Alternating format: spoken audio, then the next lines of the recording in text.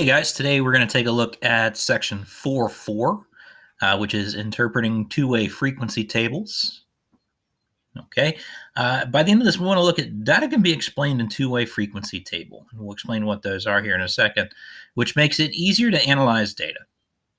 Individual data categories can be compared to all the data. Individual data can also be compared to like breakdowns and subcategories, so we can make sense of numbers in front of us. All right, let's go ahead and take a look at example 1 from your book.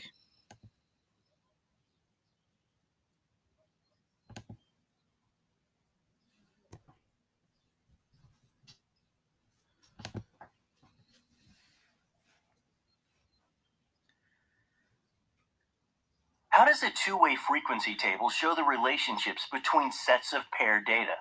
Think about this question during the lesson. Jensen asked 100 people at his school whether they prefer digital or print textbooks. He needs to construct a two-way frequency table that shows the relationship between the person's position and the textbook they prefer. These data are categorical data. Categorical data consist of data that fall into categories. They do not have an inherent order like numerical data. A two-way frequency table is a way to show and interpret the relationships between paired categorical data. What's another way that these data could be organized? Okay, think about it. Does it matter which is on top, the type of textbook or students, teachers? No, it really doesn't. We could flip-flop that whole thing and put the type of textbook down the side and the students and teachers comparisons on top. Remember, categorical data do not have an inherent order, so they can be organized in many ways.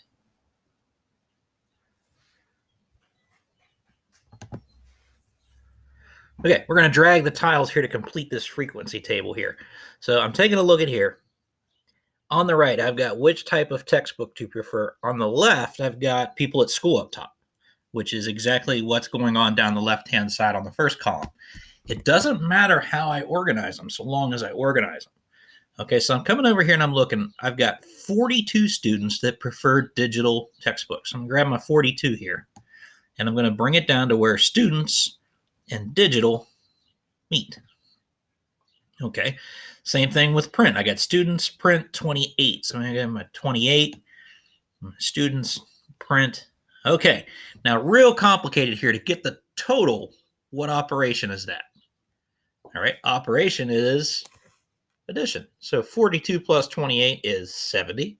I can go ahead and put that in there. All right, let's look at teachers. Teachers for digital editions, 6 of the teachers polled like the digital edition.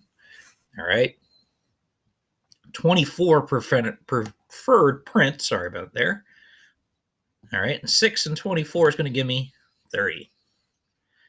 All right, but I can also work totals across the table, not just down. All right, so 6 teachers and 42 students prefer digital textbooks. That means 48 people altogether preferred digital textbooks. Same thing with print. 24 teachers, 28 students is going to give me 52 people altogether. And if you'll notice, if I add 48 and 52, 30 and 70, they're both going to give me 100. Here's one way to construct a two-way frequency table for this situation.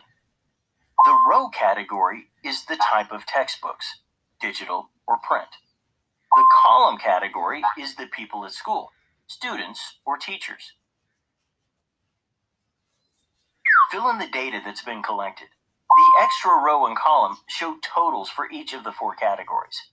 Let's total the columns first. Now, the rows. Add the total column and total row. Why are the sum of the total column and the sum of the total row both equal to 100? Well, that's going to be because it's the same numbers, all right? It's going to be the same number of people surveyed, no matter which column or row that you add up.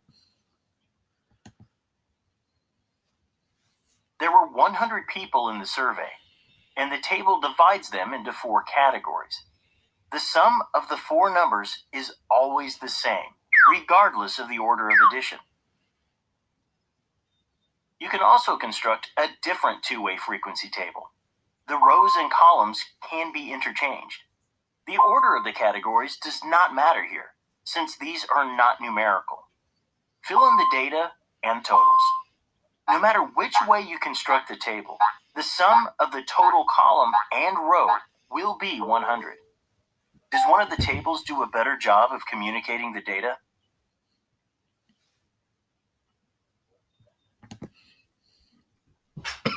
No, the data is the same in both tables. However, the problem says that Jason asked if people preferred electronic or traditional textbooks. So the two-way frequency table that displays the type of books in the column category may be more useful for this situation. And now you can see how the relationships between sets of paired data are displayed clearly using a two-way frequency table.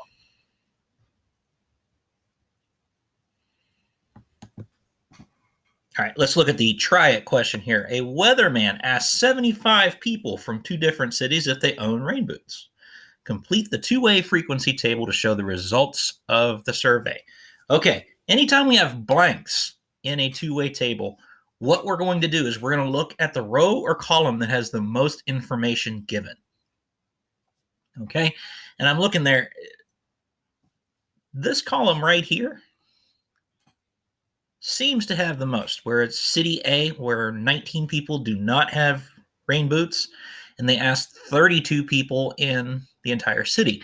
Well, if 32 people were asked and 19 said, no, I don't have rain boots, how many said they do have rain boots? What's going to be 32 minus 19, which will give you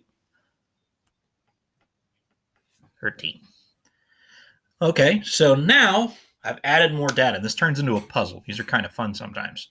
All right, now I can complete the column there for total there under yes. 13 and 28, as I'm working down the column, will give me 41. And 41 and 34 will give me 75. Okay, so now I have 2 more columns that have 2 pieces of data. All right, I'm looking at my 19 and my 34, working down what number do I have to add to 19 to get 34? It's going to be 15. Okay, and 28 and 15 is going to give me 43. Okay, you just want to start where you have the most information and work from there. Example 2, we're going to take a look at this particular two-way frequency table. The two-way frequency table shows the results of a media survey. People responded to the question, do you spend more time watching the Winter or the Summer Olympics on television? Decide if the following statement is true or false. Explain. More men than women prefer the Winter Olympics. Okay, so as I look at this, I see that 45 men prefer the Winter Olympics, 34 men prefer the Summer Olympics. As for women, 27 women prefer the Winter Olympics as to 44 Summer Olympics. So is that true? Yes, 45 men, when surveyed, prefer the Winter Olympics. Now, if you want to do it by percentages, you can do that as well.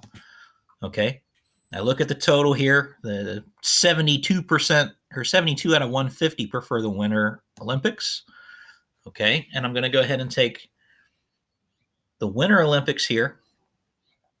All right, the total number of men that watch the Winter Olympics and divide it by the total number of men who watch the Olympics altogether, who were surveyed.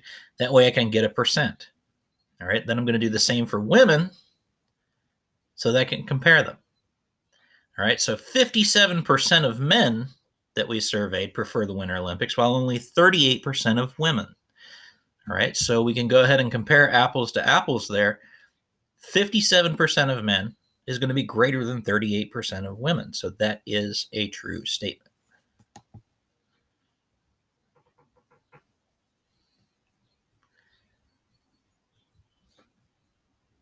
And take a look at example 3 here in your book. 200 people responded to a survey. Of those who had green eyes, 7 had blonde hair, 9 had brown hair, and 2 had red hair.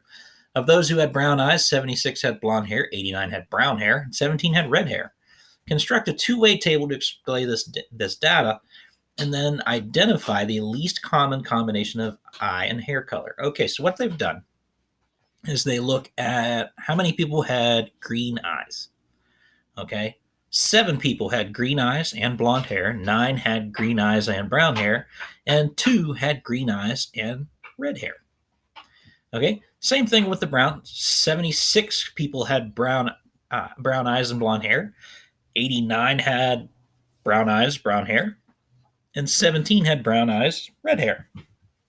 Okay, so when we add them all up, all the categories and totals, we realize that 200 people were surveyed, so our numbers are correct. All right, it's asking us which is the least common combination.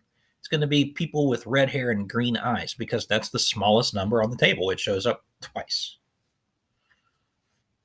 Finish up this video looking at the try it on page 233.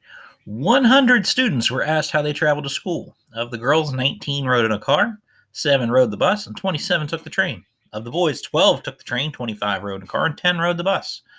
Construct a two-way frequency table, then tell which mode of transportation is the most popular. Okay, so I'm looking, all right, how many boys rode cars? 25. How many boys rode the bus? Let me make that look a little bit more like a 2. All right, 10. And how many rode the train? 12. All right, so my total there is 25, 10, and 12. That's going to give me 47. All right, of girls, 19 rode in a car. All right, 7 rode the bus. And 27 took the train.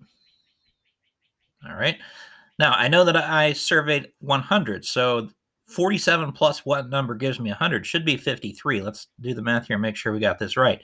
19 and 7 is 26 plus 27 is, in fact, 53. Awesome. All right, so let's come over here to the frequency totals here for transportation. 25 and 19 would be 44. 10 and 7 would be 17, which gives me 61. I should get 39 here, and 27 plus 12 does give me 39. So what is the most frequent mode of transportation? Which one is the most popular? Car. All right, 44 kids ride cars as opposed to 39 riding trains and 17 riding the bus.